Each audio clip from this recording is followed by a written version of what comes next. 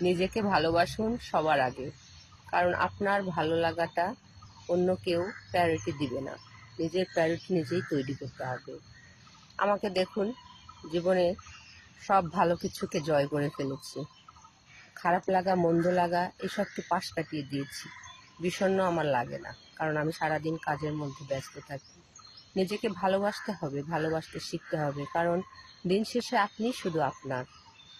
আপনার একাকিত্ব আপনার, আপনার সঙ্গতা আপনার, আপনার সুখ আপনার, আপনার দুঃখই আপনার, সব কিছুই আপনার নিজস্ব। অন্য কেউ এখানে দখল দিতে আসবে না।